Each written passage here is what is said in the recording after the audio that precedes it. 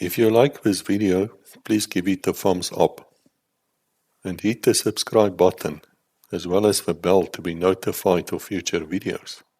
Thank you. Hello Internet, I must tell you I'm excited today. I've got a general here, Major General AP Swart, AP Swart. He actually started his career in the railway police and then he went over with homologation in 1986 to the South African police, and from there on he just carried on. And if you heard something fall in the background, that's Rebecca in the kitchen, man. It happens. Let's not worry about that. No one attacked me. I'm safe here in Switzerland. And it's very warm, I must tell you that also. So I've got the fan on and I've got the door sort of open, so there might be a bit of noise on my side. I do apologize for that. General, you are most welcome here. Thank you, sir. I must tell you, I said this to him himself, I haven't seen a general without any grey hair in a long time. And he said to me, well, he causes grey hair, which is a wonderful way to start off. But thank you for being here, General. We're most welcome. Let us start at the beginning. Why did you go to the police? Of course, it's a short story. My dad saw that I was not going to get a job. And he said to me one night, he said to me, Lighty, if you don't have a job by tomorrow, you're in big trouble. So my brother was in the railway police, and I said to my mother, tomorrow morning I need a job. You take me directly now to the police. So we went there, and the next morning I actually started in the railway police. I was posted to Namibia, and I had a great friend who was at school with me. His father was high up in the railway at that time, and I had my wife was then still my girlfriend from school. And I said to him, I said, Kobe, you got to get me out of this. I cannot go to Namibia. So his dad actually had all the influence, and then I was placed at the Johannesburg station, which is currently known as Park Station. And that's how my career in the police actually started. So I never thought about the SA police at that time, simply because my brother was already then in the railway police. So that's the short and the sweet of why I joined the police. There was no big dreams. It was simply my dad that said, Lighty, by the end of today, you must have a job. Thank you very much. No, it's a fantastic story. And did you enjoy your time at the railway police? Because they were your lead group of policemen. Now, maybe I can just say that I joined in the year of 1980. And because of joining late, because of not wanting to work at that time, I missed the first college intake, and I actually had to go to the second college intake.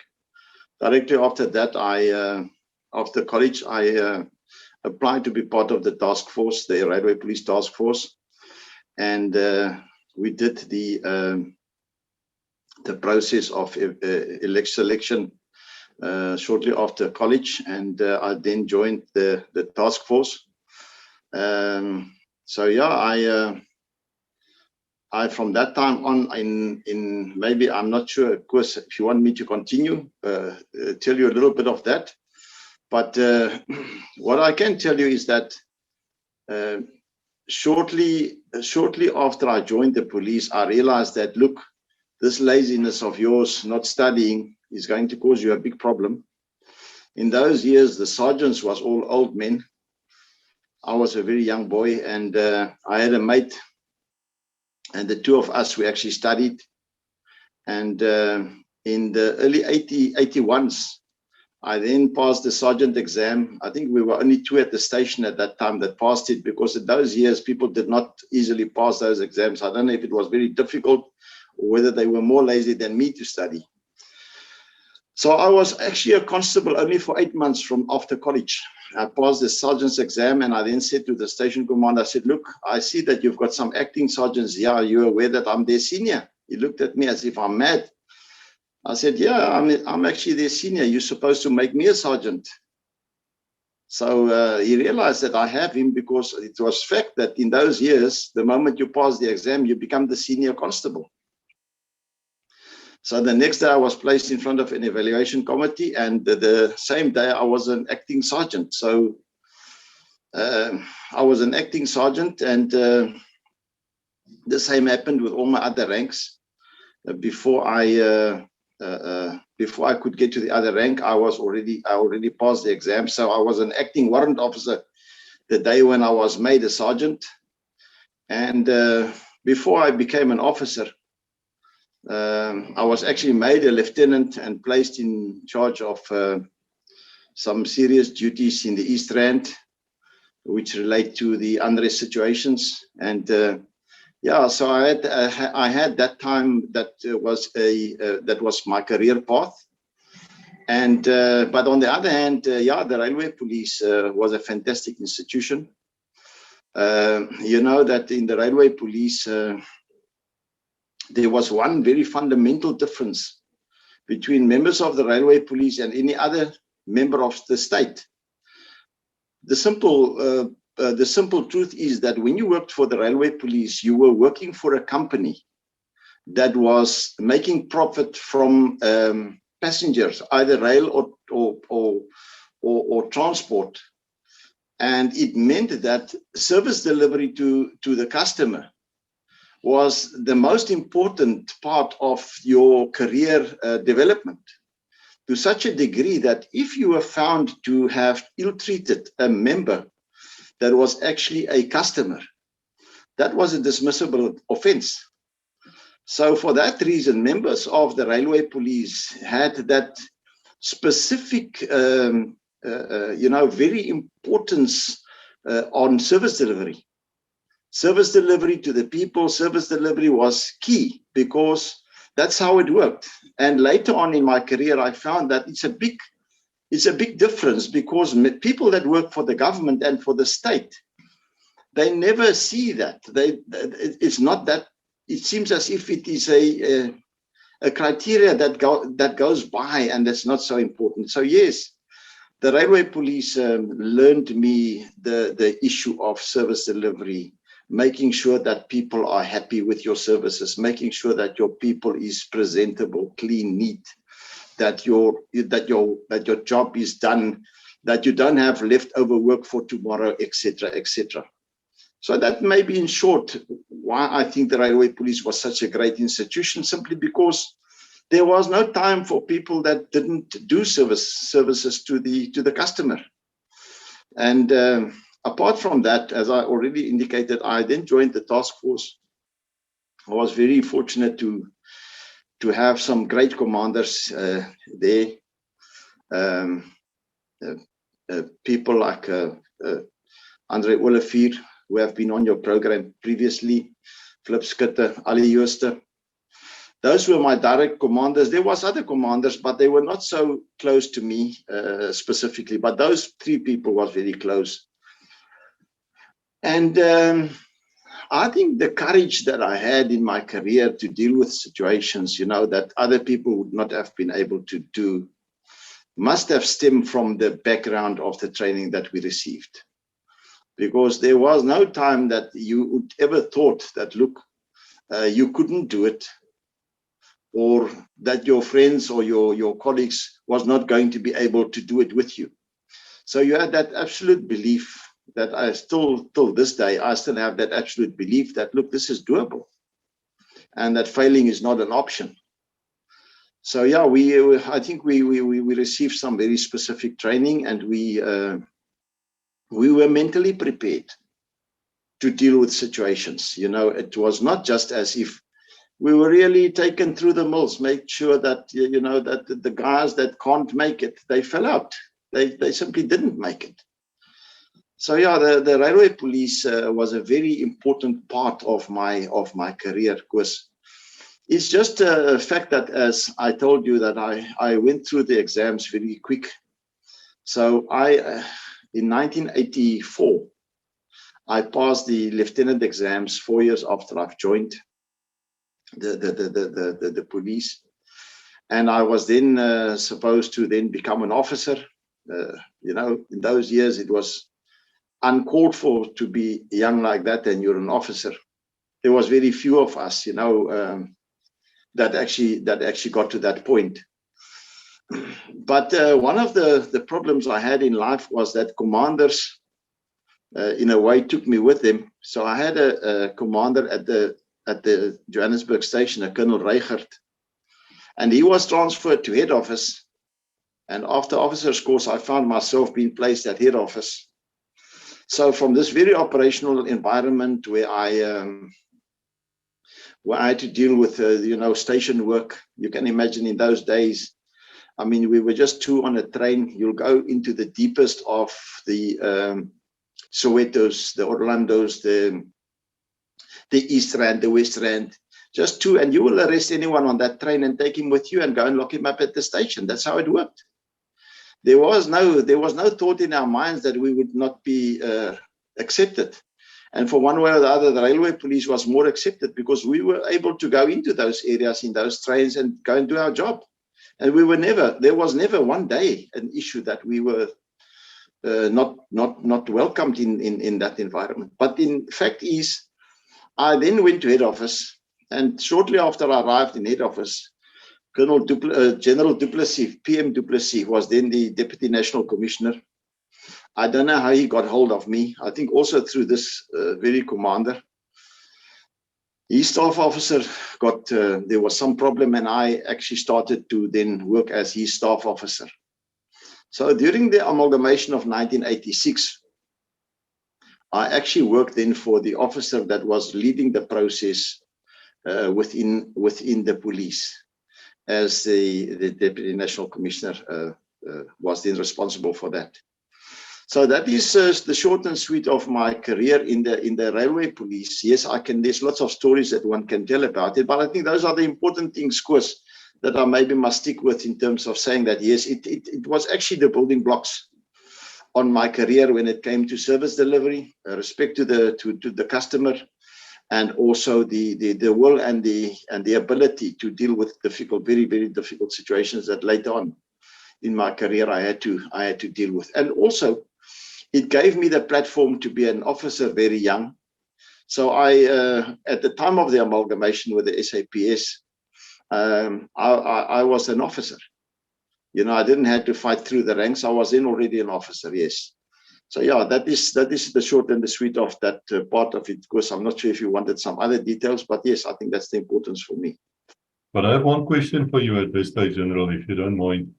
I was a very young sergeant myself. I was promoted the moment I could be promoted, which meant I was the youngest always.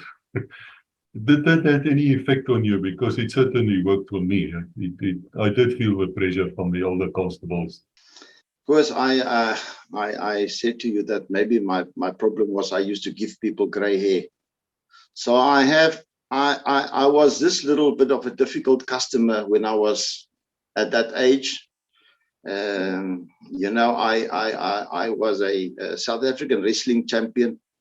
So physically, I didn't fear you, and mentally, I was already, you know, strong, and I had already these task force commanders that was difficult to deal with. So you couldn't come and deal with me as a constable, or even the sergeants had difficulty in a way. But I think what I did on my first day when I was a sergeant, I heard one of the senior constables coming down the passage complaining about how he's never going to stand on a parade of this little guy in 1, 2, 3, 4, 1.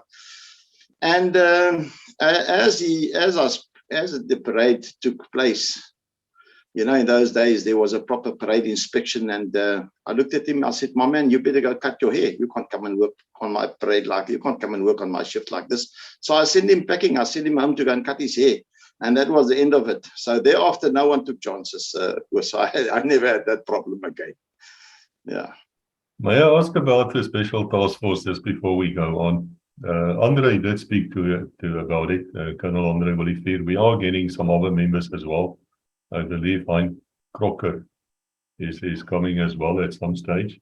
But it is probably the most lesser known of the elite units of the South African security forces. Can you just give us a brief background on what exactly did you people do there?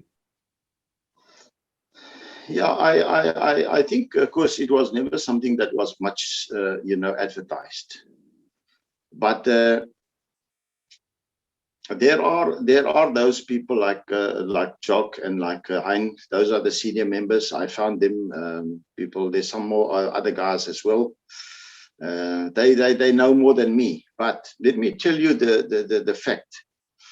If you look at the areas of responsibility of the SA Railway Police Task Force, and you look at the responsibilities of other task forces, you'd be shocked to understand that the Railway Police was responsible for air. So everything that flew in the air, that was our responsibility. Hijackings, whatever happens in the air was our responsibility. Whatever happens on the sea, in the ships, was our responsibility, because the harbors belonged to the railway. Whatever happened in those days, there was no bus companies running services for the people. It was only the railway that ran buses. So anything that happened on transport, bus transport, was the responsibility of the Railway Police. So if you take those three areas of responsibilities, and then you add on the premises of the railways in those years, every other situation, for example, hostage taking, etc., then you would find that the scope of work of the Railway Police was much wider and much broader than any of the other task forces of the time. So yes, it is never we were never a group that went and placed this on the big block, and I think most of the stuff was done, without looking for the glamour of it. But if you go deep into it and you really talk to the guys that that was very close to the formation, for example, Jock, Andre Olivier, then you'll find that it was a very complex trained group. It was a group that was trained in every environment of combat. So apart from that, it was also a group that was utilized extensively in others. For example, the Komati Accord. We were the group that went to Komati Port. We spent how long time there. We went to the Swazi border. We put up roadblocks there for long periods of time. So it was a very elite group that was used for very specific operations, but it was never very close to the media and other issues. So yeah, that's my comment, Koos, on that one. Well, that's a sign of professionalism. You don't want to be in the spotlight if you're in such a unit. You can't be. You will betray your own secrets, I suppose, and just the mere idea that you actually exist would have been a problem also. So we knew about you, of course, but we never knew what you were doing. But okay, so when you moved over to the SAP, was it that different? Of course, as I said, when I became an officer, I was the staff officer for the Deputy National Commissioner for the Railway Police then. I don't know how it happened, but I just got a call one morning from him saying to me, "You've been transferred." I said, "Where to?" He said, "You must go to the senior staff officer in head office," which at that time was a brigadier then, De Villiers. He later on became a Deputy National Commissioner. Very difficult, straight man. So I ended up in head office, but I ended up in an office which was responsible for the promotion, the transfers, the secondment, every issue of an officer, training courses, whatever happens to an officer, that was the responsibility of that office. Being in that office, no one took chances with me. So I was, unlike other officers of the Railway Police that went to the SAP, I was never treated in a bad way, to such an extent that I actually later on in my career, all the people that knew me, they still had that respect and they still had that appreciation. So I was actually very fortunate. Although I then ended up in an administrative environment, I was very fortunate that the office I've served in was such a difficult office that no one wanted his name to be bad there. Because you either get transferred or you don't get promoted, or something bad happens to you. You get seconded to a place you don't want to be. But not that would have been done by me. But in any event, that's the fact. So of course I never got that part of treatment that the rest of the guys got. From day one, I was selected to go to a very important office, and it was an office that was very respected. So yeah, I never had that problem. No. If I may ask you, I'm not sure how this works. I'm asking you now. But I believe that once you became a commissioned officer in the SAP anyway, you had like free promotion almost. If you don't get drunk in the officer mess, or you don't play around with somebody's wife, or you don't shoot the wrong person, you should be going through the ranks. Is that true? So of course, what happened in the SAP is that you had a list of seniority in terms of which officers was promoted, at least up to the rank, certain ranks. Now, what happened with the list of seniority is that the officer's course that you underwent actually determined that. So if you were in an intake of 300 and you came number one in terms of the group that you were in, then automatically you were going to be promoted long before the guy that came 300s. So you then had to wait for your time to be promoted in terms of the list of seniority. But the list of seniority also got changed because it simply sometimes then a group of say 30 or 40 officers will then undergo a lieutenant or a captain or a captain's course or a major's course. And then again, the one that comes first there will be shifted on the seniority list to be on top of the rest. So that was always going to be the criteria, who did the best during the processes, and that guy was going to get a better promotion date. But let me explain this thing a little bit better, because in 1990, I think it was 1998, somewhere there, I wrote a memo. In that year, the officers that was promoted to the rank of lieutenant would have been in the ranks for 12 years before the last one was going to be promoted to the rank of a captain. So we realized that this is going to be a big problem. In fact, even the ones that came first, there was no posts for them. So then we wrote a memo, and it was actually then approved by, I'm sure, by cabinet in those years, because those things cannot be done just by a national commissioner. And that actually brought the SAP in line with the international standards of officers and members, the ratio. And it created a massive amount of posts. So those posts was vacant. They were simply vacant because it was going to bring the system in line with an international standard. And that then brought about that from 1998, 1999, it then happened that officers was promoted every 2 years. And they thought that they should be promoted every 2 years. Not fact. The fact is that there was simply posts available for them when they qualify after 2 years to be promoted, to be considered, and then to be promoted into those ranks. So that was a very important thing that happened. And as I say, I wrote that those memos were still written by me. As I say, I had commanders at that time. But yeah, it was a very important part of the promotion of the SAP members. But maybe just to qualify that, there were two criteria of promotion. There's a Regulation 16.6 and there's a Regulation 16.4. Now, in the past, the SAP only used Regulation 64.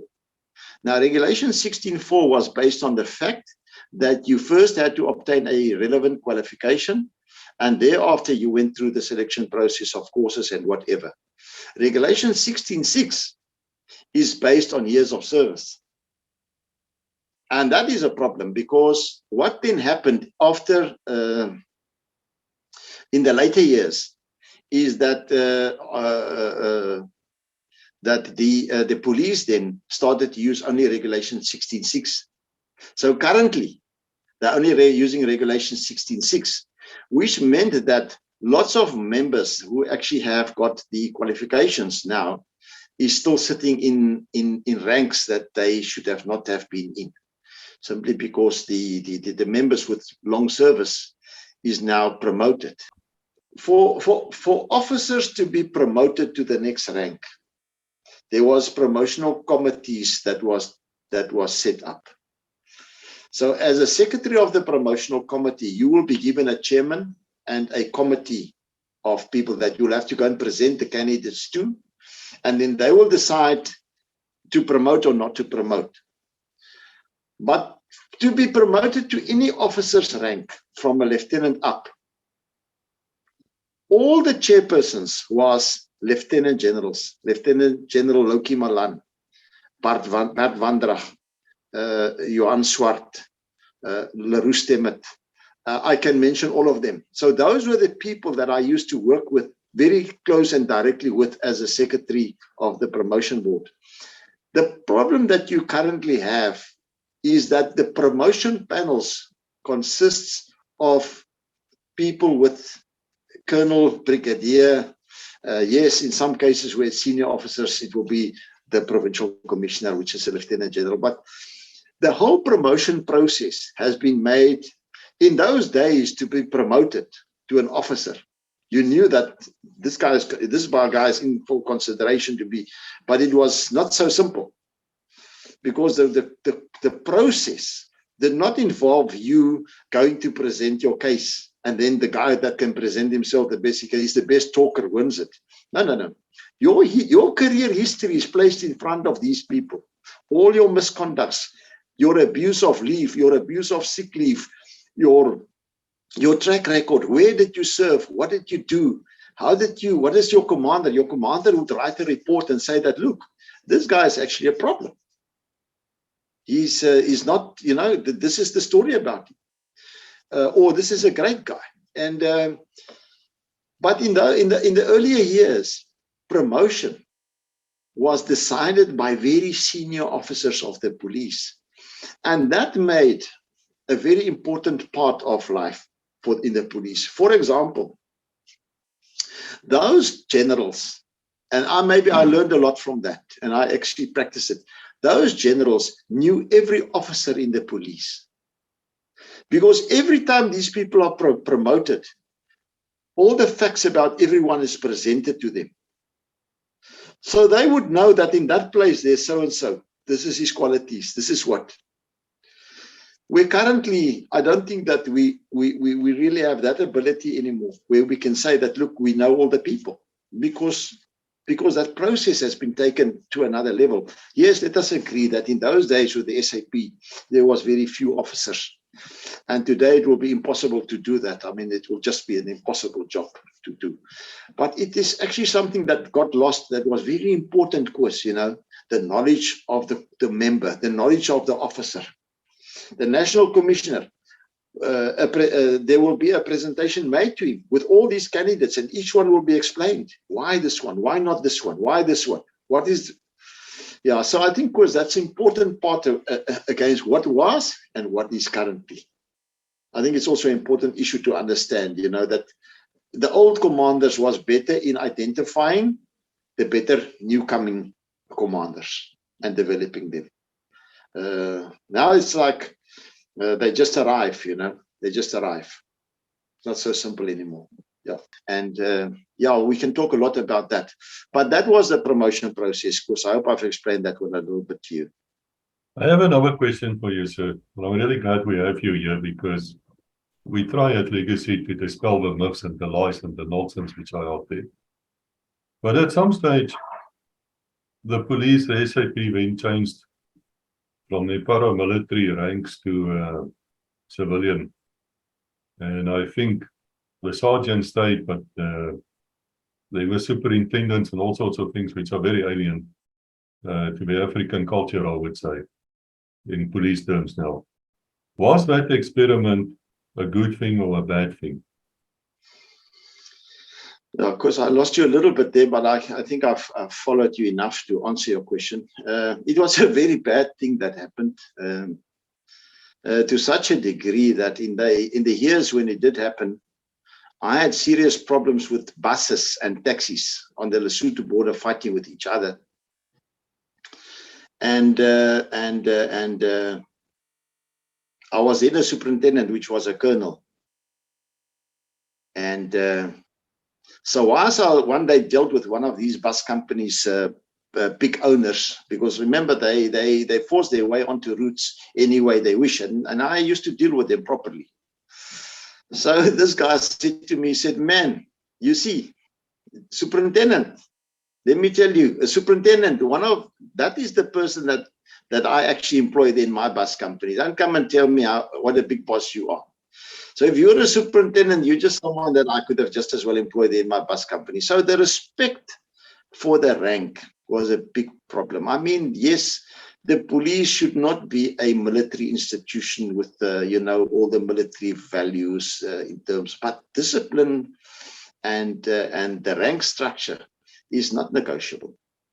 So I think it was a very bad thing, and I was very happy. I later on I became a director in the police, Director Swart, when I was a brigadier, and I mean, it was just it was just a bad thing that happened. I think even today the SANDF now have brigadier generals, and we still have brigadiers. And I think in my view, it's the right thing to do, because brigadiers must be there. It's a level. Of course, to answer your question, it happened, and it's one of the things that I felt that actually it actually brought problems into the structure. Yeah. Well, I suppose that when the changes came, a lot of people left. Did that affect the police in a major way? I don't really think was that people left simply because of that only. I think there was a time when especially when I've mentioned this Regulation 16.6 promotion program to you. I think there was a time when some of the old officers who was used to the system of being being promoted when they qualify for such promotion, they actually couldn't understand they couldn't understand the new way, where a person that was promoted 2 years ago goes and sit with you in a interview panel and do better in the interview. Unfortunately, because these young people, I mean, they're not stupid, don't make a mistake. So you take a young guy and you put him with an old man, and you say compete, and he outcompetes him, and then he gets the promotion, sometimes correctly so, and sometimes incorrectly so. But whatever way, it caused that frustration with some of the members. And I think that was one of the reasons why a lot of people, they couldn't make peace with the system, and they left because of the complexity of everything that was new to them, that they couldn't understand. I think I was in a better position because I worked with promotions, so I understood how this worked, and I understood how, look, you need to change your game here. You need to understand that you need to go and compete now with the whole of the SAP. So if there's 1,000 captains, the whole 1,000 captains qualify to apply. You better be the best of the 1,000, otherwise you're not going to get it. And so it went up and up, of course. So yeah, I think that was the main problem in terms of many people leaving. I don't think that the ranks itself, I think it dropped the respect within the system more than anything else. I mean, even when it came to discipline, I mean, people like myself and other commanders I knew, we never had a problem in terms of members not respecting, not having discipline, and it wasn't that internally there was a problem, but externally it was the pressure, external pressure on the rank system was a problem. Yeah. I left the police after 6 years because of a simple reason, that the union started moving in. And we were all told that we have to belong to some kind of a union. And I felt that had no whatsoever role to play in the SAP. I don't know if I'm wrong or right, actually. But I did leave because of that. So now I have to ask you, sir, and it's a hard question because you've been a serving officer a very short time ago still. Does the unions actually bring value there? And I must just say this, in my time it was Pop Crew, who caused all sorts of nonsense, and then came SAPU in. Was that a good or a bad thing for the service? Of course, can I give you my history with the unions a little bit? I can't remember exactly the year when we were forced to be members of the union. I know that I was at that time, I was a district commandant.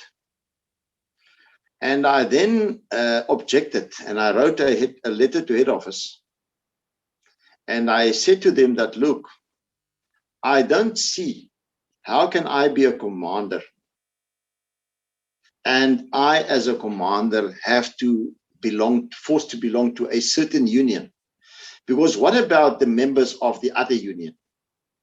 Who must I service? There was a certain De Vries there in head office. I still have his letter that he responded back to me. And I then paid 60 Rand a month instead of 20 until the sanity prevailed that commanders, certain levels of officers, cannot be forced to belong to a union. So I never belonged to a union until I retired, because I never belonged, I refused to belong to a union from day one, and I never belonged to a union till I retired.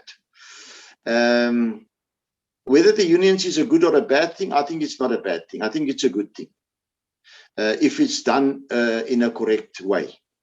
I was a member of a union as a constable, because in the railway you were forced to be a member of a union. That was it. You were on day one, you were a member of a union, but the union was never radical people. It was just people that was going to defend an innocent case, a defendable case. I've had an experience in my career that the unions have actually helped me a lot in terms of management. So if you can manage the union in a proper and correct way, and you can create respect, then the unions is not a bad thing. But if you have a union member that jumps up and down, scream and shout, and is allowed to do that, then you're in trouble. So in my career, we've actually charged and we've dismissed, and this is one of the areas where I worked, the union, Popcrew itself, actually dismissed their entire management, simply because of facts that I've placed in front of them. So if you are honest with these people and you're able to deal with them professionally, they could be a great help. But I could never see myself belong to any union, and I retired not belonging to a union. So I later on felt that the fact that they bring out benefits for the member funeral policies and this and that, and especially when they forced people to pay 60 Rand a month instead of 20, that some people simply couldn't afford that. I could either not afford that, but it was a matter of principle. So yeah, because that's me. I didn't belong to them, and I wouldn't say that that it's a bad thing. I think that there is a space for unions, but it's got to be something that's well defined. I think later on in the police, currently, in the police, you'll find that unions doesn't play such a big role in terms of creating chaos, simply because the police was clever. They have developed mutual understanding policies, and they've signed off on those with the unions, a promotion policy, a transfer policy.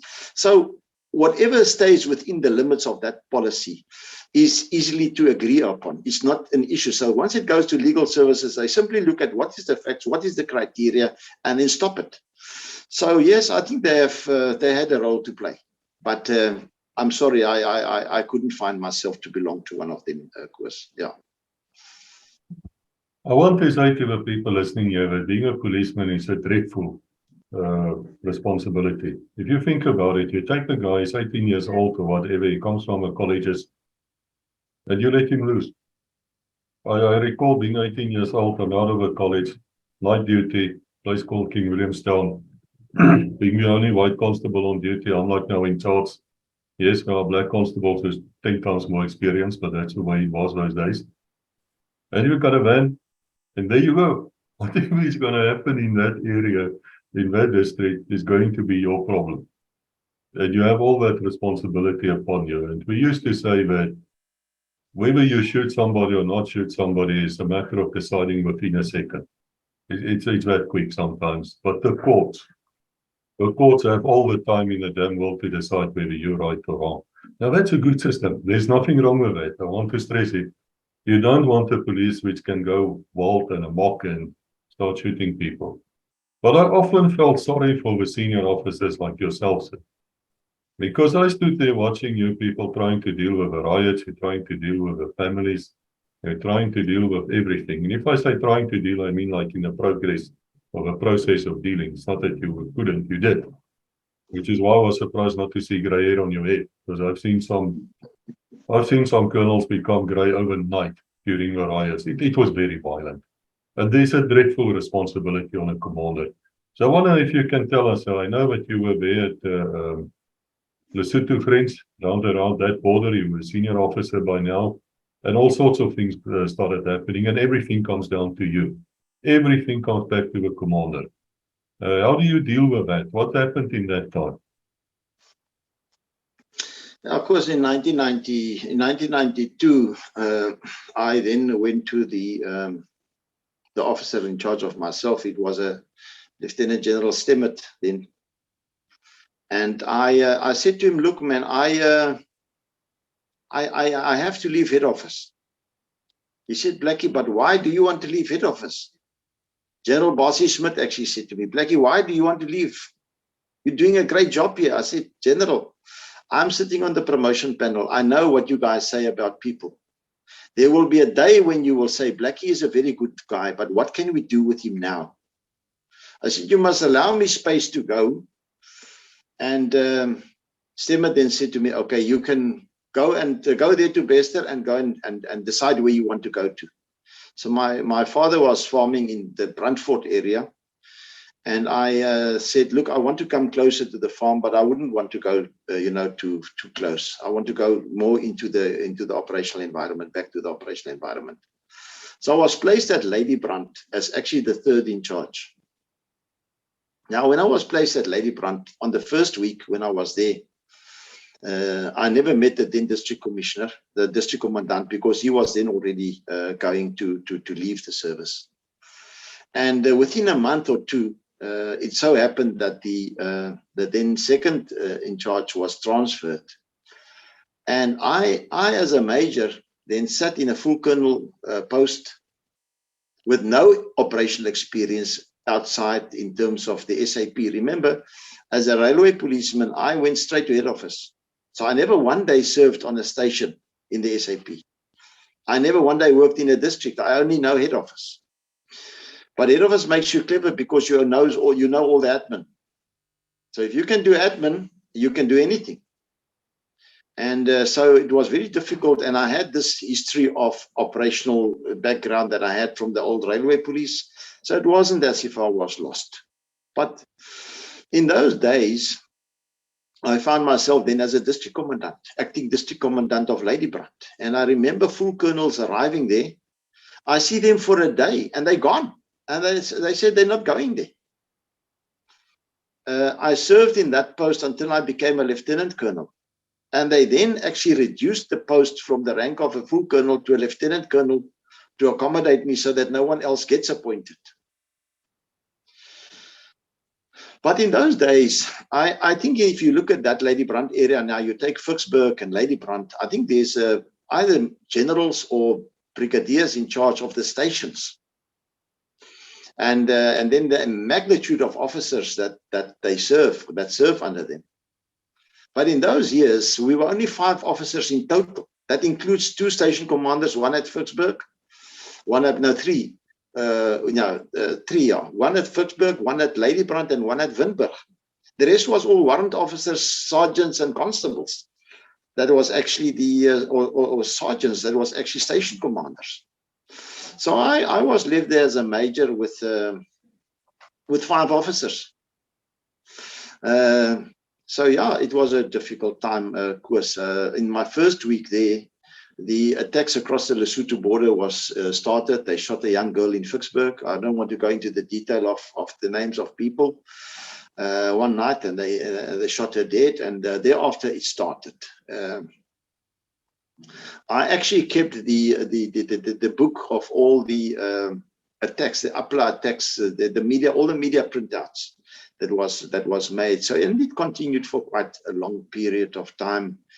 Farm murders, 2 o'clock, 3 o'clock in the morning. I remember myself and the then provincial commissioner 2 o'clock, 3 o'clock in the morning, go out into the areas, go and look at farm murders. You know, you see a farmer shot, and you see a mother that had to run about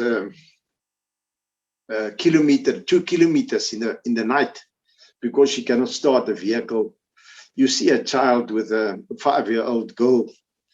Look, it still makes me emotional. You know, you see a 5-year-old girl that takes an elastoplaster, cut big chunks off it, and it just bleeds off. So yeah, it was quite a traumatic time, and even when you recall it, you know, it becomes emotional. But I can give you hundreds of those examples, and as I say, it's very easy for me to find them, as I have all those records. I've kept all those records through the years. But it made me very strong, because so I had these 5 officers, brilliant officers. One of them was a Colonel Eric Smith. There was Henny Storm. There was Peter Toy. There was Piet Viljoen. There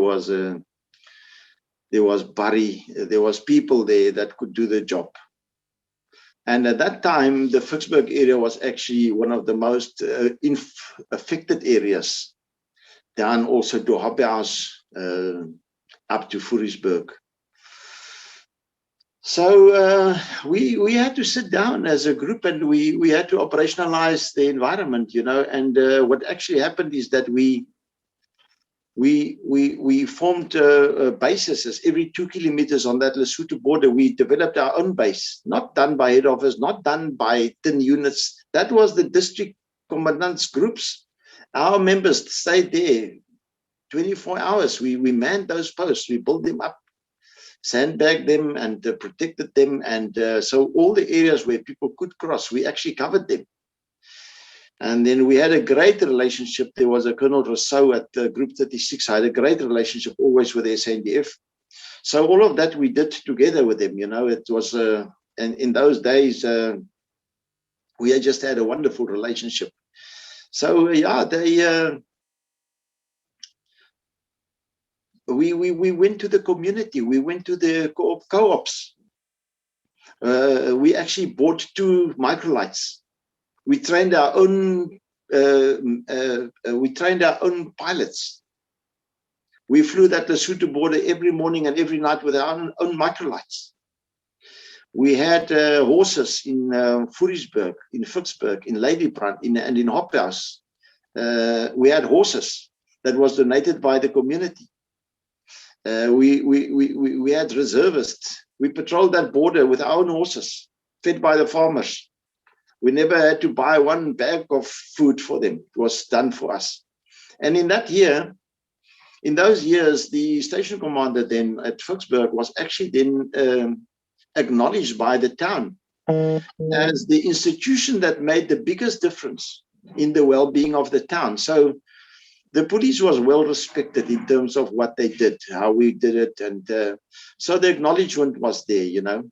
Apart from that, we developed the first operational command center at Ladybrand, where we actually then developed a program, a computer program that we said we have to project attacks, we have to project crime. So we started to record on just on a simple PC. We started to record basic things, for example, the time, the date, the stage of the moon, you know, the weapon used, the modus operandi. We had it completed every day and send it into a control center, and that operational command center would then do projections of crime, and that's how we did our operational plans. So we would do it on a. We later on then realized that when it's full moon, they will come in deep, and when it's dark moon, they will come shallow from the border. And we had that. We had a guy called Paul Viljoen. So when head office realized that we've got the system running, they came to look at it, and they then took Paul with them. They said, "Look, we need to develop a national system."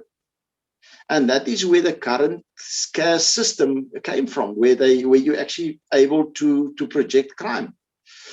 So they took Paul with them and they kept him there for about 2 to 3 months. And one morning, Paul came back. I said, Paul, what's happening? He said, are you done? He said, no, we're not done. But they say I can go. So I phoned the guys. I said, why did you send Paul back? They said, Paul is too advanced for us. We want to develop a system that's friendly, that is friendly to the people that must operate it. So we now know what Paul has given us, what we want. So then the IT department of the police went and they developed the whole system. So that area there, course, I mean, we ran, I think, 238 projects, community projects. We will have a simple project, for example, a housekeeper project, simply because during the day, everyone works. The only people in the neighborhood is the housekeepers. So we don't want to talk to the owner of the house. We want to talk to the housekeeper. But so there were so many of those things. So yeah, we were able to deal with it. Of course, I think we had just a great group of people. I had a great group of commanders that could just simply do it. You know, we had great relationship with the intelligence guys. We had great relationship with the towns, with the SANDF. So yeah, in a way, we made it. You know, yeah, but it was traumatic. It was a traumatic time of my life. After I left it, I actually went to see someone and asked them if I'm still right on top. And they said to me that, look, most people with your story should not be, but you have developed such great personal defenses around yourself that you're going to make it. So thereafter, after I've done that, I actually then realized that, look, yeah, I think I'm fine. And I later on in my life protected myself a little bit. I didn't go to crime scenes and look at the bodies. I just went there and managed the scene. And then I think that's the biggest mistake people do. They want to be heroes and they want to go and look at the dead people. We were all there and count the shots and we were all there. But later in my life, I realized that, look, that's not important. What is important is to look after the well-being of the member, look after the crime scene, make sure that all the experts is there, etc., etc. So yeah, that period of time, I think, learned me a lot in terms of my personal being as a human being. Because yeah.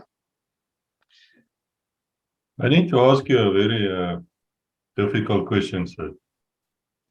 All murders are really a big deal. It's really a big thing in South Africa, worldwide as well. So I have to ask you, sir, are these attacks criminal motivated or terrorism or both, in your experience? Look, was the attacks on the Lesotho border from Lesotho was all APLA organized attacks. There's no secret about that. I mean, it's fact and it's documented. So there was at that time, but we must not forget that was at the time of the changeover. That was, you know, it was a different world. Later on, most of the attacks, apart from those on the Lesotho border in that period of time that I have seen on farms, most of them is very domestic situations, you know, where it's either a worker or someone closer to the home, or, you know, someone that knows something there. We had a case in Furiesburg where a guy came and killed a person on a farm. And when we eventually arrested him, we found that he was a cleaner in a school up in Gauteng somewhere. And he actually took a gun from the school, the one that the children use, you know, and to do shooting practices. In those years, remember, there was shooting at schools. And when we interrogated it, it was because of a situation where his father was ill-treated 20 or 30 years ago, and he came and take revenge. So revenge on some of these are also very important issues that we must not lose sight of. It's either revenge for something that have happened previously, or sometimes it's very domestic related. Yes, there are simple crimes where people came to rob and then the robbery goes wrong. Remember that we have created this problem in this country ourselves, where the farmer is portrayed as the strong man, the dangerous man, the guy with a gun. So what we have found in all our farm murders is that the man, the moment he appears, he is shot directly and immediately. And I still believe that the greatest problem is that this thing that we have created, that this is a dangerous man.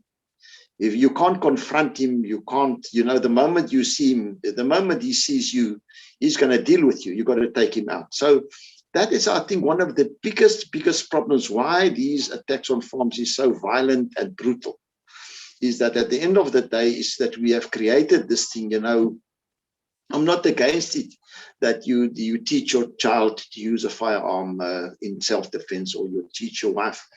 But making videos of such things, putting it on the social media, creates an impression of a very dangerous group, so that when you go and interact with that group, whether through theft or robbery or what, so a normal housebreaker will prepare himself with a screwdriver just to open a window.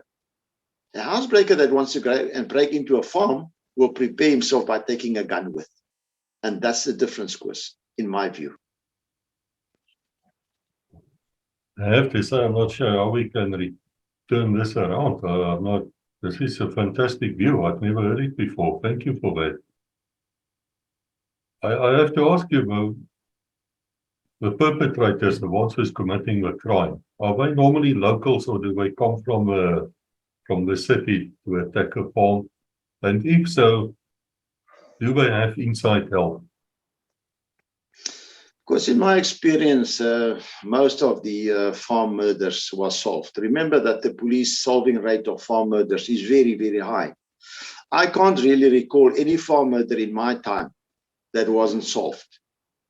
And yes, I'm not talking about politically, attacks, cross-border attacks. I don't want to say political attacks, but in those days, let us call it liberation movements that came and attacked, certain areas. But we are the police are very good in terms of solving crime on farms, simply because it's such a priority. So the moment there is a murder on a farm, there will be very good teams immediately deployed to actually investigate and to arrest. It has always been my experience that it's someone closer to knowing what's happening on the farm. People don't just go to a farm unless they got some knowledge about what is happening there. That's my experience. And then another issue, remember that the first farm murders that actually took place, if you will remember correctly, it took place at gates. And I fail to understand even today why people actually put a gate up on their farms. 2-3 kilometers away from everything, away from the dog. So you can't see the behavior of your dog. You can't hear your dog. You're just 2 kilometers away. You've got a gate. And that's where most of the farm murders actually took place, even today.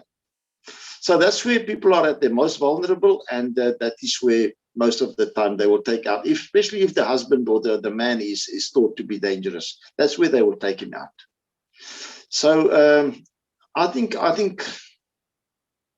knowledge of the farm, to me, I think there's very few cases where people have been arrested that had no knowledge of what happens exactly on that farm. There's always a link. Somewhere there's a link. Whenever you deal with a serious crime, it is really the work of experts. There's a lot of people involved there, from fingerprinting people in my time, the detectives will arrive, everybody. It's like a mass thing. Do you have enough experts in the police to deal with serious crime? Of course, I believe that the police have more than enough experts to deal with serious crimes, and not necessarily all crimes, but serious crimes. And I think it's a commander's problem in a way. You know that in the last 5 years of my career, we developed a WhatsApp communication with all stations directly, but also with all units directly. And we got to the point where constables phoned the general. I'm here now on a farm attack. I'm here now for this. I'm here now for that. Why I say it's a commander's problem? Because if you're not available 2 o'clock in the morning to take that phone call, then the rest follows in that same line. Then you find that when everything is messed up on the crime scene, people arrive. So I think my contribution my whole career was, I was actually the guy that phoned the experts, phoned the intelligence group and say, can you get people on the ground? Phone the LCRC, say, can you get the right people for this here? Whether you bring them from Port Elizabeth, whether you bring them from Cape Town. I mean, you take, for example, your fire experts. They're not everywhere, but they're there. So, of course, it's not a matter of, in this town, we don't have it. The police is a national institution. I mean, we've just had this case here in East London where those children presumably, got some gas or poison in and they died in a tavern here. And if you look at that, the police brought in a group of experts either from Pretoria or Cape Town. They didn't do it with the local guys. And that has to happen. And people need to understand that. But if the commander at the time don't get involved, you can find that the call center will just log a normal call and say, can you send us a fingerprint expert? By the time the fingerprint expert comes to the scene, he does his little part. And then he realizes that I need another expert. And then he calls the other one. And then he does his little part. But if you have the right communication right from the beginning and you get the right people out right from the start, that should not be the case. So what is there in a crime scene? A crime scene doesn't run away. What's this definition? Because if there's a crime scene and I protect that crime scene for a week, and after a week the expert arrives from America, from Switzerland, so what? We're going to deal with this crime scene. It can't, as long as it's not disturbed. Getting the right experts on the scene, that's the issue. Not whether they are available or not available. And getting them informed early enough, that's the issue. Not anything else. I think there's more than adequate experts there. Yes, definitely, for sure. There can never be enough. But I don't think that when you come to experts that it's something that must be taken cheaply. Experts are experts. I mean, if you need a very good lawyer, you don't have to go to the lawyers in East London. You maybe go to a lawyer in Cape Town and say, my man, I'm in big trouble. Can you come and help me? But they're all lawyers. So, of course, yeah, that's my comment. I think that, I think there's enough experts out there, but yes, not for every single crime that's out there. If everyone jumps up and down and says, I want an expert here, I want this expert, that's not going to happen. I don't think that in any police service right across the world, you actually have that. I don't believe that it is there. But that experts is available. And remember that there's agreements with Interpol and anyone else. If you don't have it, you fly him in from wherever you want him. So the experts, the most important thing is not to disturb crime scenes, to let it be, and wait for the expert to come and do his job. Don't send other people in, and then you send the expert in. Wait for the expert to do what he had to do, and then do your part. And I think sometimes they do it the other way around. They first go and mess up the crime scene, and then they want the expert to fix it. And that's not going to happen, because in court, you find yourself really being pulled out. But I'm not a detective. I'm just talking out of experience now. That's just my view. I'm not a detective that can tell you exactly this and that, but that's my view about it. I've never had a crime scene in my whole career where there was no expert that could have done the job. There is no such a thing in my career. I hope that answers you in a way, Chris. Yes, it does. Thank you, General. I have to ask you, though, how's the relationship between you as a senior officer in command of a district or an area with your detective commander? Are you two quite close together, or is there sometimes a bit of a feeling? Because if you don't understand the detective, then you must not get involved with a detective. Remember how a detective's mind works. A detective, there are very few detectives out there who will think that the way I think. I will look at a situation and say that, look, we need to go and look for 50 people that is still going to commit a crime. I have to project their action. I have to build up a dossier. I have to get to a point where I actually catch these people. Detectives don't really necessarily think that way. They have a docket, and they are looking for a suspect in that docket. And when you start to tell them about the bigger world out there, you actually don't really help them. Because he knows I got to take this docket to court. I need to prove in this docket that this person was actually on the crime scene on that day. He actually handled the weapon. He actually did 1, 2, 3, 4, 1, 2, 3, 4, and he is the person that is guilty. And that's how his mind works, because that's how the court and everything else have formed detectives. So I think the biggest problem with commanders is that they don't really spend enough time understanding, the detective's work. So if you talk about a specialist, I've always regarded the detective as a specialist. Don't think that you have got just a detective out there and you're going to task him tonight to go and do some duties. There are groupings of detectives that is trained the other way around. For example, your stock theft units. They used to do 4-lay duties. Your sun-up units, they used to do 4-lay duties. Your vehicle theft units, they will go out and do roadblocks and confiscate vehicles. But those are different groupings of detectives. That is how they are trained. That is how their minds work. But the normal detective out there, he deals with his case. Don't worry him with your stories and your case he deals with his docket. And the most important thing is that if you as a commander pick up that you have got a group of people that is causing crime, make sure that all the dockets of that group goes to that one detective. You'll get something out of him. But don't give one docket to this one, another one to that one, another one to that one. At the end of the day, you want these detectives to succeed. This one gets the instruction from the court, that one gets an instruction from the commander. At the end of the day, it's a mess. So coordination of detective work is more important than what people think. So I, of course, for one, I still today have the greatest friends within the detective service, and I have never had a problem with that, because I think in a way I always understood that, I used to have a commander in Lady Brandt when we had a serious crime scene. He will just be gone.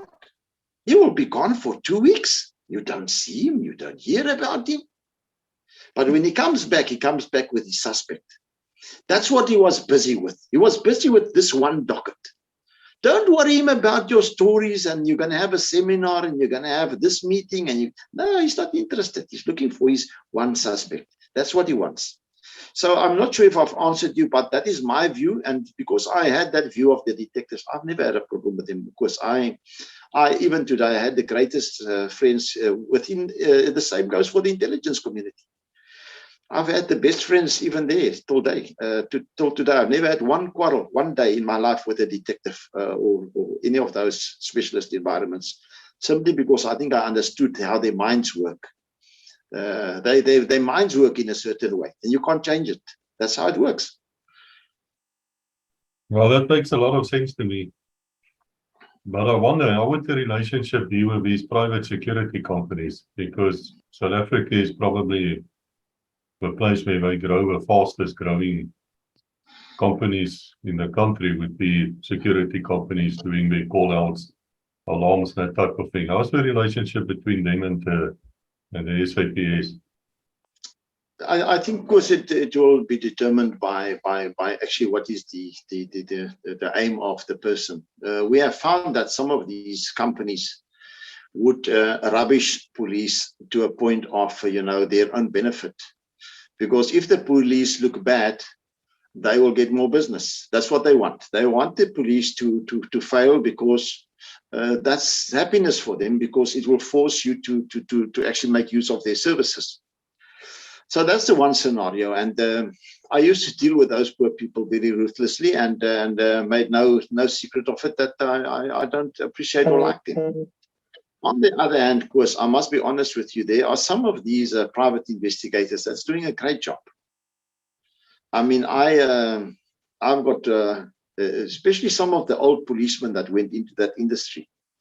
I've got a friend that is still a great mate of mine today, that's doing a great job here in East London. I mean, he's a PI, but he just works alone. He's got no crew. He's got nothing. But I tell you, if there's a big case, you just phone him and you say, "My man, look, what do you know?" And he's going to tell you more than what your own people know. So there are some of them, and those ones that are really doing a great job, you will find that they work very close with the police, and they will never talk bad about the police. They actually are, they are part of the docket. So their interest with their client will be, let us bring the perpetrator to justice. There's only one institution that can do that. That's the police. You can only take it to a certain point, and you can shout and scream, but thereafter you can do nothing. So there are some of these guys, of course, that actually do a great job. I must be honest with you. I've got great friends in the industry that I believe. Look, in my last years, we actually, because of the CIT robberies, we actually developed operational command centers with all the big CIT companies. And I mean, the owner of Fidelity, the COO, we were in school together. And I mean, if I tell you, if we had a CIT in any area of the Eastern Cape, it was a simple phone call to say, "Can you please, our chopper is not available. Can we have your chopper in the air?" And it will take 2 minutes. And then that private security company will pick up the members from the TRT or the public order police unit and fly with them. And I mean, that's great. So if that type of relationship is there, then it's great. I mean, those people have spent money on systems. If you put them in the same control center than your police, you can see where the vehicles are. You can see where the danger, you know what times the problem is. So those are the things I think I would be very careful to say that, look, there's no space or there's a problem. I think the problem only arises when you've got opportunistic people who believe that they should rubbish the effort of the police so that they can create fear, because fear brings customers. And that's it. So of course that is my comment about that one. Yes. If there's somebody listening here, General, and they want to assist the police in some way. Just the other day I recorded Steve Leslie, warrant officer, search and rescue dogs. Fantastic man. We will definitely record him again. And I asked him, I said to him, look, if somebody wants to donate, let's say, diving equipment or things like that to the police, and of course, I would say a GPS system, because I remember my time in the flying squad, we would get to that street very quickly, very, very quickly. But we couldn't find the number of the house. We just couldn't find the number because there might be a rose bush or something here in front of it, or it fell off, it got stolen. And we go up and down that street. And in that time, people can die. So one of the things which I always said to myself, if I ever become a minister of police, the stupid things young people think about, I would force people to put a huge number, which you can see in the dark, right in front, not of a gate, because the gate, can move electrically behind the fence, but somewhere where I can see it as a police. Now, so I have to ask you, sir, do you have any advice for us if we want to help the police to do their job, or we want to make donations towards the police? What do we do? Of course, let me start off by saying that Steve Leslie is actually one of the members that worked under my command here in the East London area. I know him very well. He's a fantastic guy. We had a very unfortunate incident very recently where one of the guys that was very closer to them was actually shot in a robbery, and he's paralyzed, one of our members. So he's a guy that have contributed immensely, towards operational environments. And those are the people that will really know what their needs are more than anyone else. So I think If Steve says, look, this is what I need, you can really listen to that. What can the community do to make it better for the police? I can tell you, of course, our biggest problem with our community is that they're very comfortable. We are comfortable people. I don't lie to you if I say that there is not a single night of my life that I don't get up between 2 o'clock and 4 o'clock because we've got a housebreaking problem in this area. But every day of my life, between 2 o'clock and 4 o'clock, I get up, I take my car, and I actually go and do my own patrol. I'm now 62 years old. You see nobody on the street. What is it that the public can contribute? I think the worst thing to think about is material things. The government should buy material things for the police to serve in. And if the public wants to donate, they should donate to a central fund where the National Commissioner of Police then decide that, look, I need body armor. I need body armor for the TRT guys because they are in such a vulnerable situation. Or I need diving equipment for the divers. Or I need this. But I've got 50 dive units.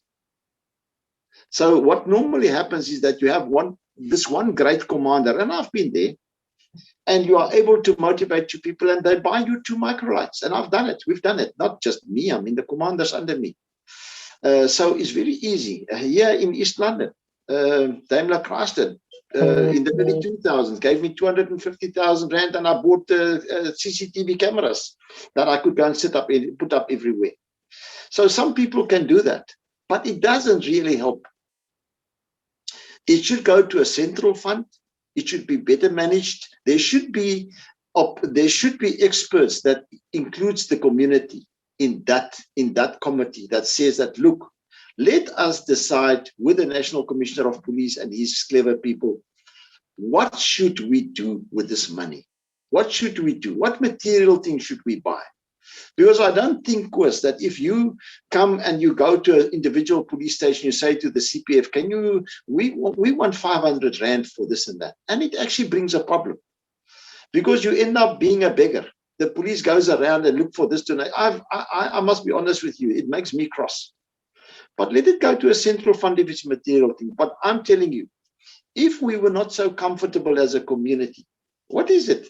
Let us say in my environment here, I say to my whole environment, I say, guys, we've got a problem of housebreaking between 2 o'clock and 4 o'clock in the morning. Everyone who have a spotlight, let's tomorrow morning, 2 o'clock, wake up, just walk in the streets and shine our spotlights till 4 o'clock. I tell you, there will be no crime. But I can tell you, of course, we're very comfortable. People are comfortable, and I think if they can contribute anything, they should actually contribute time, but collectively, in a structured way through the sectors. And what if they just, you can't just do that as an individual. You start to organize people and it doesn't work. So yeah, of course, that's my comment. I think if you say, what can we donate to the police? Let's donate a little bit of our time. And the unfortunate part of it is that, again, you find that some of the companies will take advantage of it. And then they organize these things as if they are the boss of it. And then they take ownership of it, and it becomes something that actually at the end of the day, it becomes a tool to use against the police in terms of saying that, look, where was the police? Why are we here? Why must we do this job? And that's a problem. So yeah, that's my comment, of course. I don't think material things is very important. The police should buy, and they have it. There's nothing that policemen don't have a need for this and that. The police will buy it for them. It's not as if they don't get it. But I think if there's really an issue that we can buy, let it go to a central fund, let experts sit there, and let they determine who is the most needy group in the police. You take this Lesotho border, it's bitterly cold. Bitterly cold. So if you say that, look, we're just going to donate warm, a warm jacket, very warm jacket, minus whatever degree jacket, but we'll only give it to the Lesotho border guys. Let it be. That's my comment, Koos. Is it still possible to join the police reservists? And is there a need for people to go and help out? Of course, yeah, that is still possible. It is still possible to join the police reservists. It's unfortunately a system that was abused. In the same King Williamstown where you joined, I had 243 reservists in 2006. Every rental office of the municipality was given to me, and I actually manned them 24 hours with reservists. And so I had about 7 or 8 police stations, which was not recognized police stations, but they were just manned by reservists. And some of those guys, I mean, they did a better job than my police did. I mean, they were just fantastic.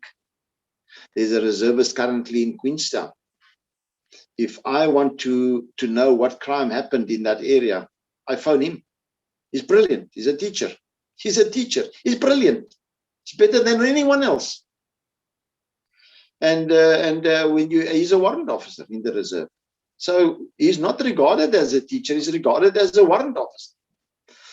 You can still join it, but of course, what have happened is that the reservists are these days paid when they are getting called up. In the past, it was very little money, but these days they are paid quite a large amount of money per hour.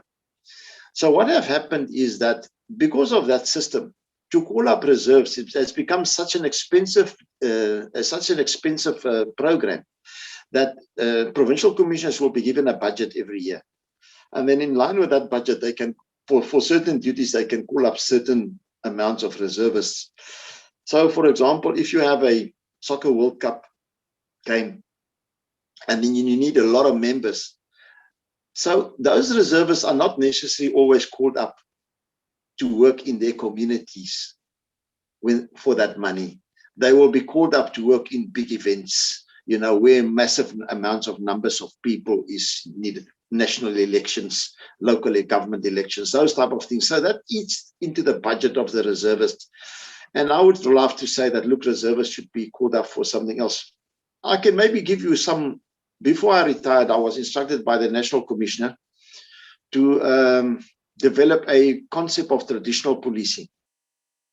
So we piloted it here in the Eastern Cape, and we actually then it went to a point where, unfortunately, COVID stopped me from finalizing it. So I'm not sure how the guys have progressed now with it. But ultimately, we have agreed with the Kings. We've got 243 traditional councils in the Eastern Cape. And we said we want, in each one of the 243 traditional councils, we want at least 6 to 10 reservists. We will give the kingdoms the criteria, matric, driver's license, whatever you want. Tell us what is the criteria to recruit a reservist. We'll give this to the traditional councils, and then they will identify these people. We will then do an assessment and find those that are adequate and then train them to be reservists. But we said one of the criteria should be that each one of these should have his own horse. He should be a horseman. So what we said is that we want to give the king or the chief his 10 policemen in uniform. So you've got a big funeral on Saturday, you've got a school event, you've got a traditional event, you've got whatever. Here's your 10 police that can go and police with you. You don't have to call the station commander. So the station commander will simply have a coordinator that will deal with that situation. I'm not sure, of course, how far that has gone, but that was my dream. And that was already approved by the National Commissioner then, you know. So I couldn't finish that, but yeah, it's doable. It's doable, and there's a great need for people to actually join the reservists. But I think joining the reservists, there should be structural programs, for example, traditional policing. You don't just go and join the station and then you just arrive there and you work your 16 hours. I still believe that the police will do better if they could structure this better. In the olden days, we used to have reservists taking over the 10111 centers on a Friday. And they will give the 10111 centers off. They will only come back on a Monday. We had reservists in the flying squads. We had reservists everywhere. So I think that system worked better, and I think it went and it took a big dip, and it was actually taken over by people who wanted to be employed rather than to serve, and they started to put such pressure on the police management that police management at a certain point just said, look, this is not an option for us anymore. And that actually, to a certain degree, caused reservists, into its current state where there's very few of them actually left. And I think the police will find it quite difficult unless they have got a very structured program to really, to relive it to its former glory, So how do you convince the normal guy in the street currently to go and join the reservist? Well, you need to make it nice for that guy. I mean, you need to come with a program. You're not going to just say to people, go and join the reservists. No one's going to do that. I had this duty, sir, to arrest my own people for various crimes. Not often, I have to say, twice in 6 years, I had to arrest a policeman for being outside the law. Now, I have to ask you how you feel as a senior officer about such things. If it comes out that you have a man or a woman in your ranks who's somehow lost his way and dishonored his oath, and now you have to deal with him like a criminal. And because the public out there are very, very quick to point fingers at police corruption and these bad apples. There are very few of them, I want to say that. Extremely few of them. But how do you feel when such things comes to your attention? Of course, I must be honest with you. I was maybe a very hard commander. If you get involved with criminality and you're a member of the police, you must understand that the police, that's their job, is to actually arrest criminals. And believe you me, that if you walk onto that crime scene talks. If I walk onto a crime scene, I was going to tell you that, look, there's someone close to this person responsible for this murder. And if there's any information that, look, there's police involvement, then the police, especially your detectives, the detectives are funny people. You've already went there. Once a detective gets a sniff that, look, there could be police involvement here, they just say nothing, but they will start to work on that issue. That's how the detectives' minds work. And that is why you find so many policemen being arrested for criminality. Because someone on the crime scene will make a mention of a policeman's involvement. The detective, you will think that he never took note of nothing. He will start to put his sources out there, and it won't be long. Even if it's not for that case, they will arrest that guy. Whether through interception or any other process that they will arrest him. Of course, I'm very sorry to say that I have never thought about a policeman that has been arrested as a policeman. If you are arrested as a policeman, then that is it. What pained me, and it still pains me, is that when a policeman acted lawfully in line with his responsibilities and his duties, and especially when he believes that his life was in danger, and you find a commander that don't open, the relevant dockets, they just open a murder case instead of an inquest, and etc. So commanders that are weak, that are not able to actually then look at the facts and not prepared to protect their members. So you've got hundreds of policemen running around there with serious charges against them that most of the time gets not prosecuted. I think that currently, in our case, we had a great relationship with IPID. So IPID investigate cases against police officers. So in the Eastern Cape, the head of IPID, I used to phone the head of IPID the moment there's an indication of police involvement in anything. And we have realized that it helped us a lot. Because it then is not, it's an institution that deals with this independently. So you take out the commander sentiment, you take out the brotherhood sentiment, is dealt with professionally by people that look at the facts and the merits. And I have found that they've protected more policemen in terms of correctly investigating, coming up with a correct verdict than what they've actually, investigated. But those ones that are clear criminals. Oh, they must go to jail. Of course, there's nothing. We don't want to defend that. It's just wrong. Yeah. Yeah, no, that's true. I mean, look, you won't get arrested without reason, and if you have that inclinations, you shouldn't be in the uniform anyway. You're a disgrace. Yeah. But I have to ask you, how do you feel about female officers? So in the year 2000, of course, in the year 2000, when I came to the Eastern Cape, I then said to the then area commissioner, I said to him, look, the time have come to develop women, because there is no woman in the ranks. And the reason why there's no woman in the ranks is because we wait until we have a senior position to fill, and then we fill the senior position. We don't develop these people young. So in the year 2000, we took a group of women. We identified the strongest women that we could find, and we made them station commanders. And we made them suckle. They suffered. I can tell you that today, in the year 2027, you know that the Deputy Provincial Commissioner, the person that took over from me, was a warrant officer then. I was a brigadier then. She was a warrant officer. She was one of the people. I can give you a list of current senior officers. You know that the Provincial Commissioner of the Northern Cape, just promoted now, was one of them. And I can give you a list. So in my career, I had this very clear line of saying that, look, don't fight the system. If the system goes into a certain direction, manage the system. Don't get yourself caught up and you have to sit and take a wrong person for a job simply because you want to, you just want to paint it in a certain way.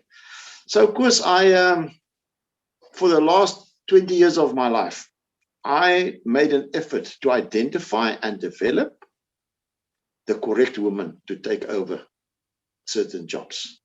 And I can tell you, many of those people are doing a great job. All those are doing a great job because they actually went through the mills. When I remember going to meetings with farmers, and you sit with this poor little girl. I mean, they're busy dealing with her ruthlessly. And you know that you have to go and attend this meeting because tomorrow morning she's going to be chased away unless you go there and put facts on the table and support and help and what. But later on, they stand on their feet. Yeah, so of course I think that in my last 5 years I've served under a female commander, and I must be honest with you. In my whole career, I always said, there's one thing I never did was to serve under a bad commander. The moment I see it's a bad commander, I ran away from it. I refused. And yeah, she was a great commander. I mean, in my opinion, one of the best. So I'm not sure, we have females. We have that. If you look at this UFC fight nights and what have you seen some of those women fight?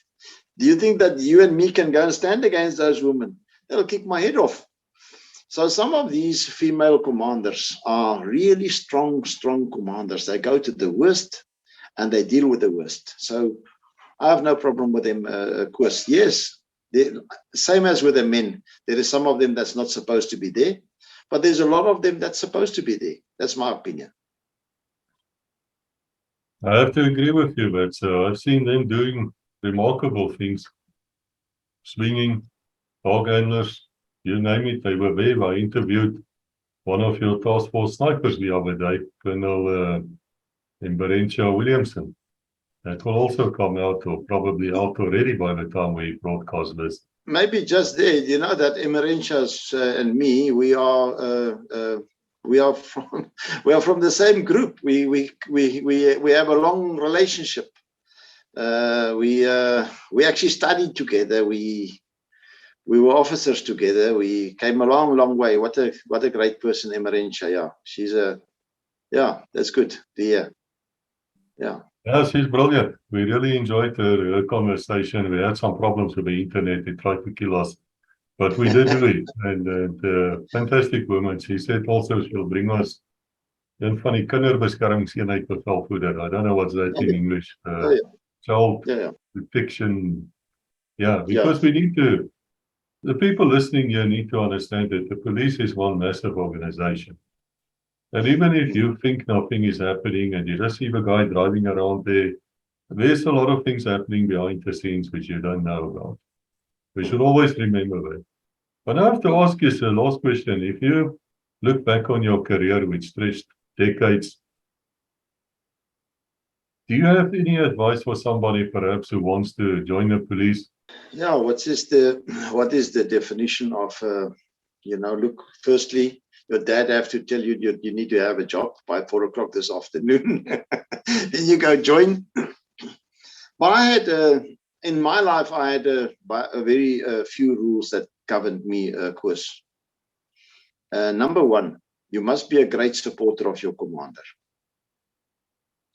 I mean, even the National Commissioner of Police have a commander.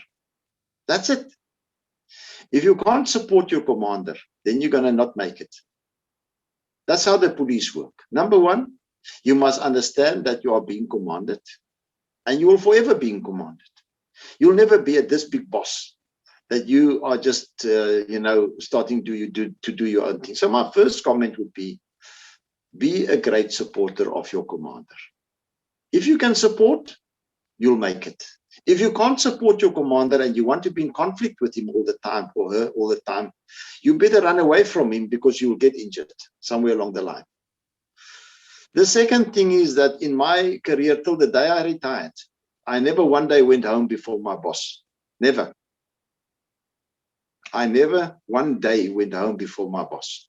Never.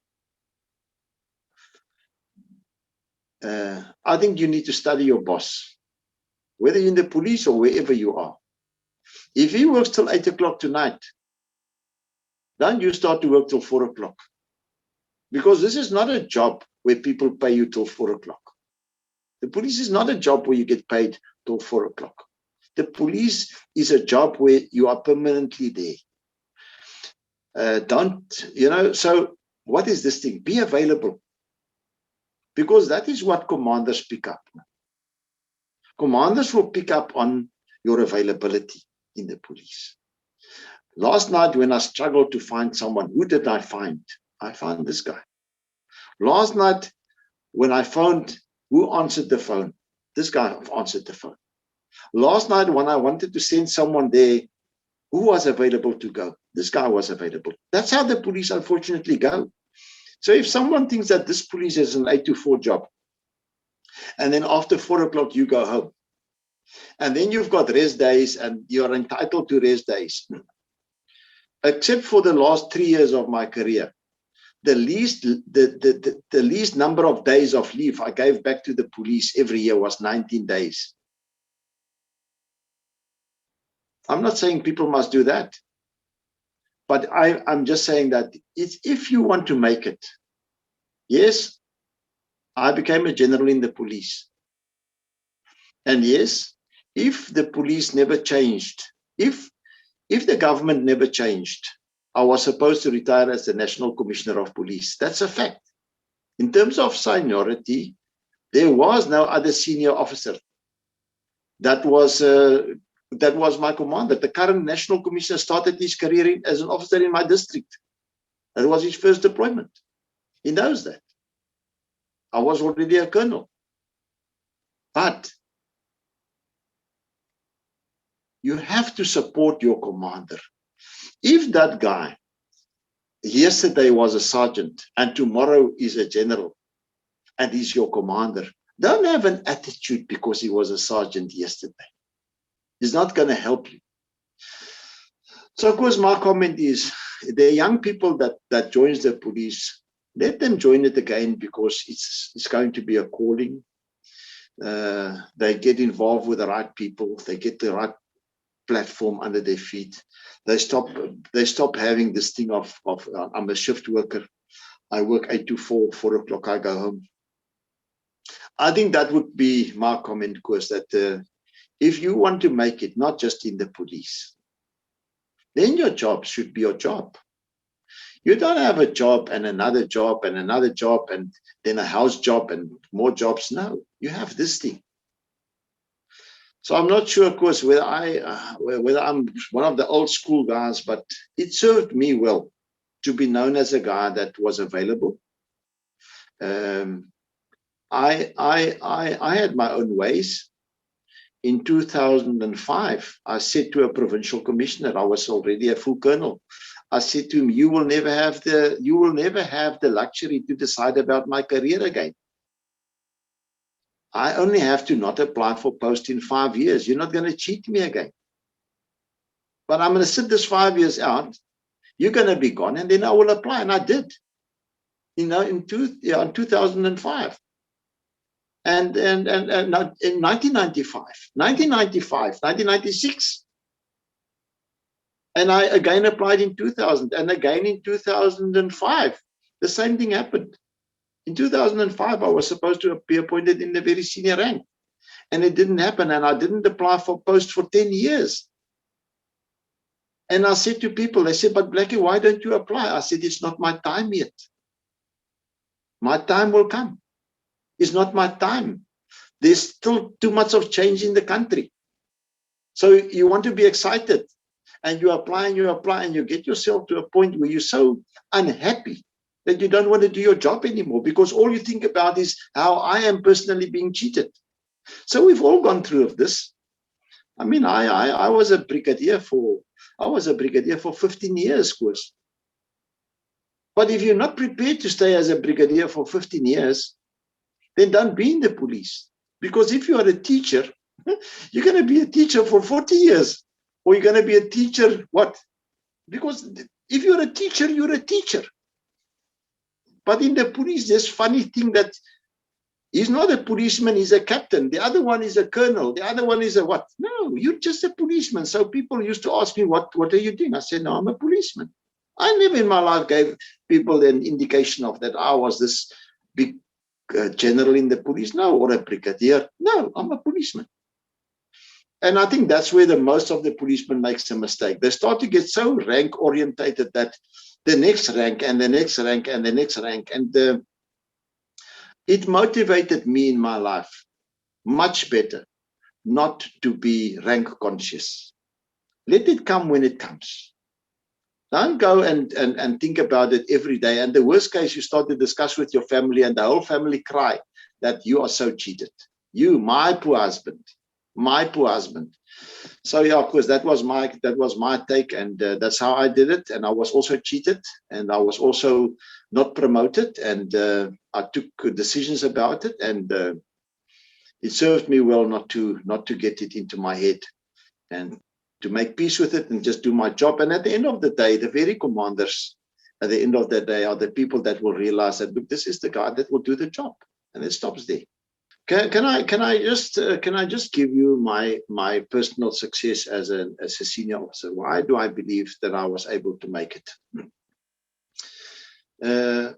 Very early in my career, I met a guy who was my second in charge. He was a brilliant mind, Eric Smith. He said to me one day, we've got a problem. Our commanders is not in charge at the time when we need them to be in charge. I said, what is the problem? He says, the real commander is the relief commander, not the station commander. I said, what do you mean?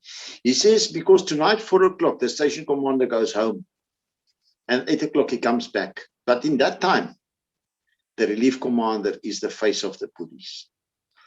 Weekends, long weekends, public holidays, that's the only guy that the people know. We then developed a course for relief commanders. And we actually then officially appointed them. and gave them certificates of appointment. And we put those appointment letters up in the community service centers, or in those days, the charge offices. And each one of the relief commanders' appointment will be there. But out of that experience, I've learned that, and I include myself, of course, in this one. There comes a time where a commander is exactly what it is. He's a commander. So you get to a point in your life where if you don't have a second in charge that do the job for you, you're nobody.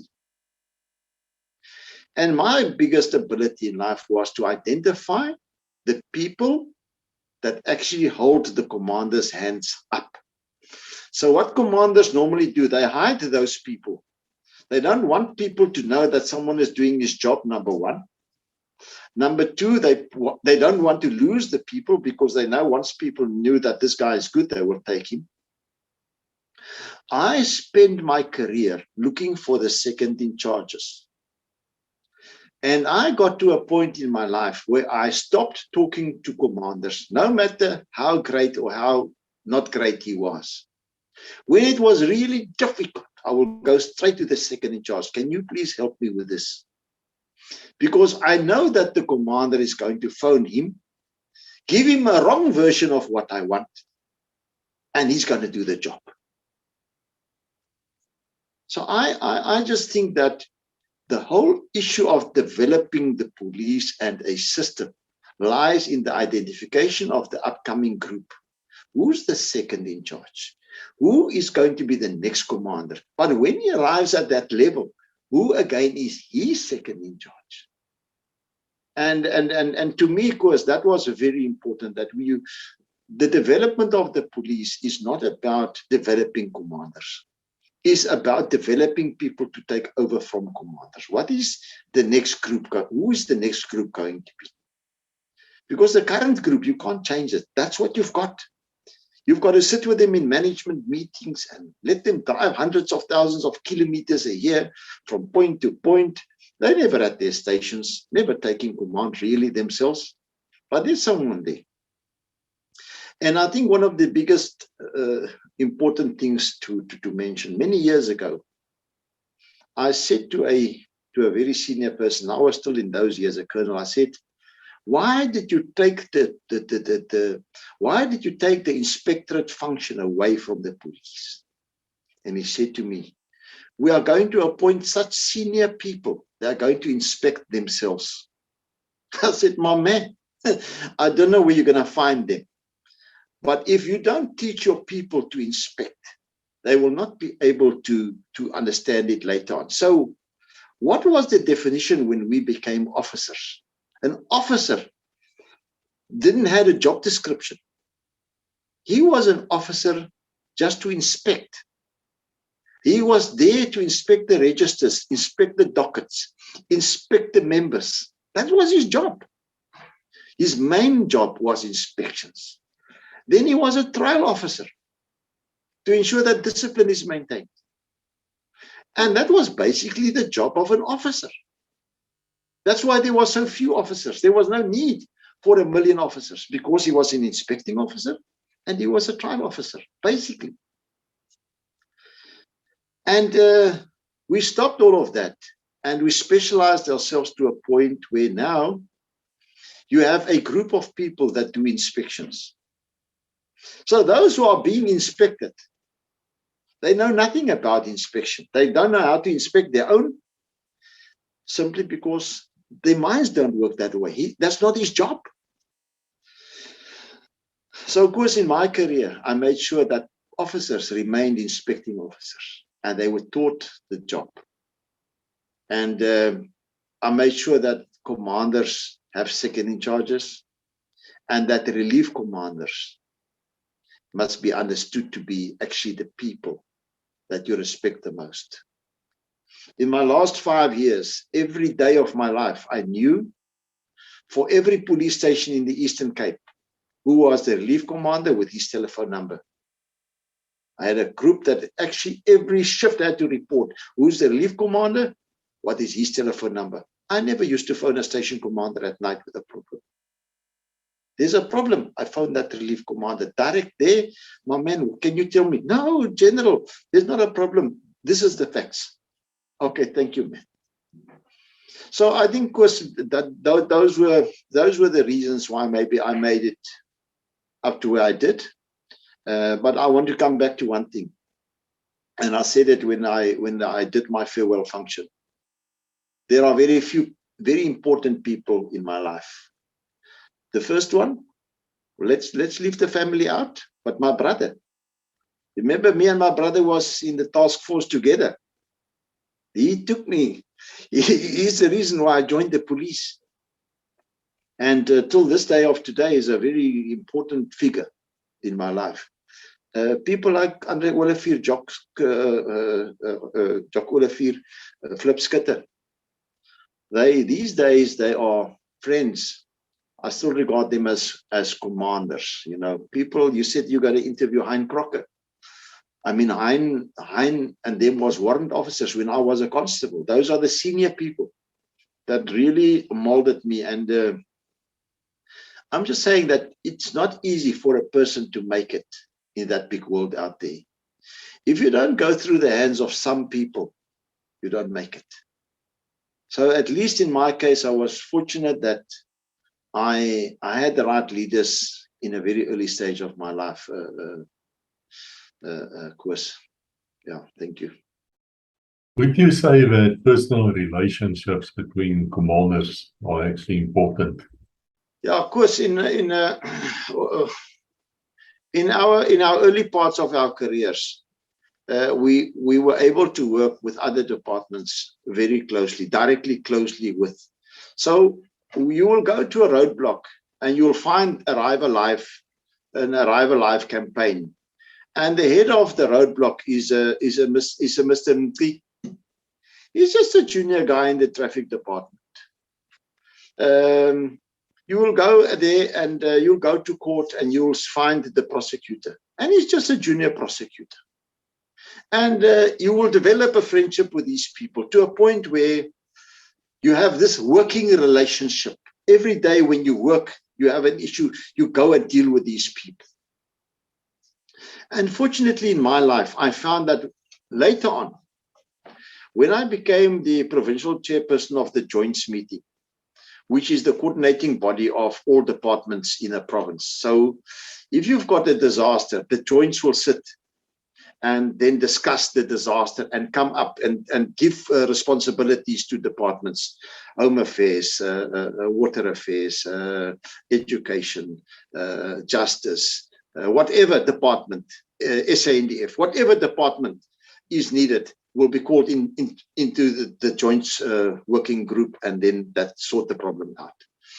But what I have found that when I was a chairperson of the Joints, all the senior people that represented their departments actually came from that same group that we grew up with. We came 20 years until we reached that point where we commanded together. And it was so easy in terms of communication because we knew each other. It's a matter of phoning a person and say, look, I've got a problem now. Can you help us? We're going to call a Joints meeting tomorrow morning, but we've got to solve some of the issues tonight. We've got a flood. We've got this. We've got that. We need people to be activated to get warm clothes there. We need shelter. We need this. We need that.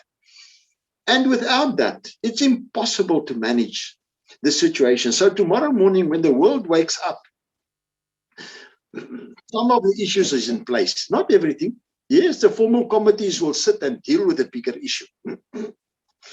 But it's my opinion that we were the last generation that was actually going to be able to do it this way. I see it that the current system where people is just taken into departments, you know, they don't have all the experience. They never grew up in that department. They never grew up with the other departments. I think that in future they will only rely on structured committees and meetings, and some of that could be after the fact. That's my case. That's my assumption.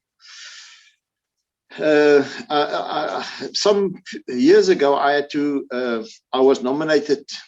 In fact, you remember Mike Fryer. Now, Mike Fryer was a great friend. And so I was minding my own business here in the Eastern Cape, and I got a phone call from Mike. He said to me, "Hey, where are you?" I said, "Mike, I'm sitting here in my office. What do you want me?"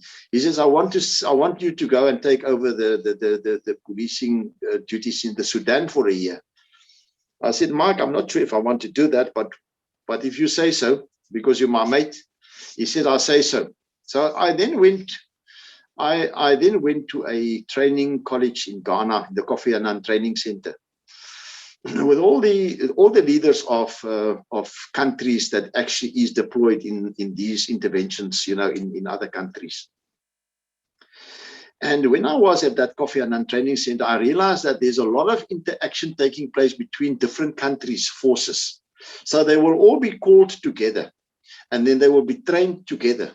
Sergeant's course, simple thing, like a sergeant's course or a whatever, commander's course. So each country will send so many people, and then they get joint training. And I always wondered, why would this be very important? But can you imagine that you have a coup between Lesotho and South Africa, and you need to send your members in there to go and to go and intervene? And the National Commissioner of Lesotho was on a training session with the National Commissioner of the Police when he was a sergeant. And he just says, "Look, my friend, man, it's me. I've got a problem here." Or, yes, tomorrow the diplomatic levels can follow. But I'm just saying that in times of great problems, great friendships is much better than, official guidelines of cooperation. So I felt that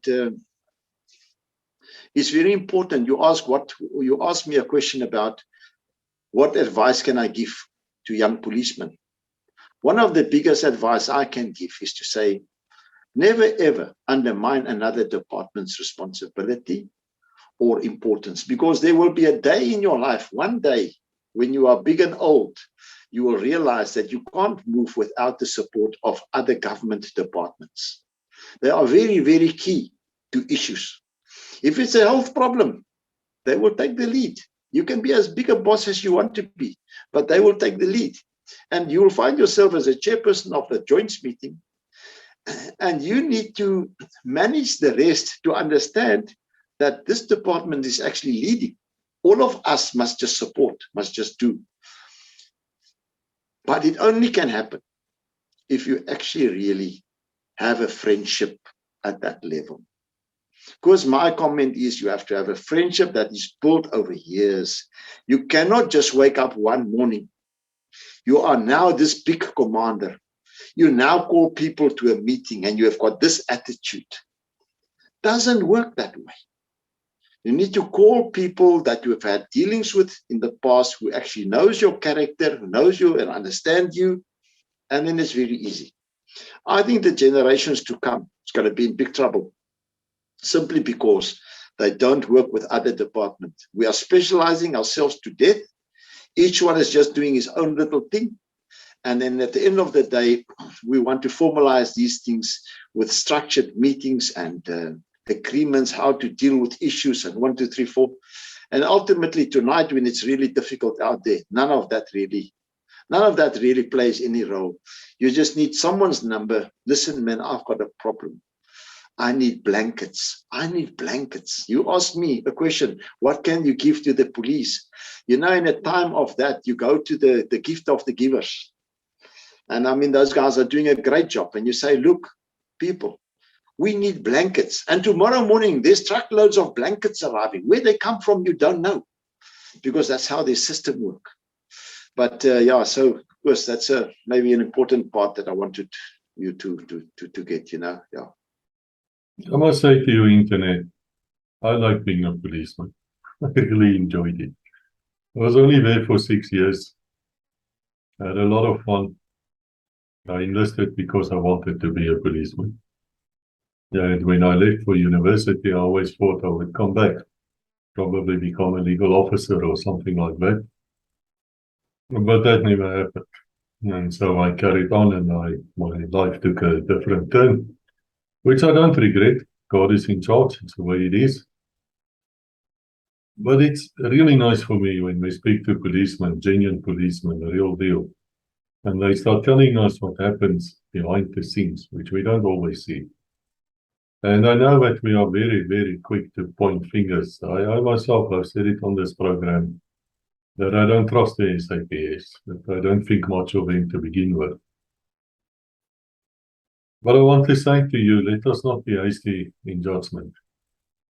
And let us accept that there are good policemen out there as well, a lot of it. And let us also have some sympathy for the job they're doing. It's not easy, really not easy. You see a lot of things, it changes you, you become hardened, and it's not easy. Trust me, it's not easy. So I hope to have more conversations like this with policemen, and we're lining them up. We got some other people coming as well. And so I wish to ask for all of you here, if you think you have a story to tell us, please come and tell us. Because there's a lot of people who can actually watch this and can learn from it. And that's what we're trying to do besides establishing our legacy. And we have a proud legacy. Don't let these liberal wankers tell you that you don't have a proud legacy. We have a very proud one, and we should act like that. So until we meet again, God bless.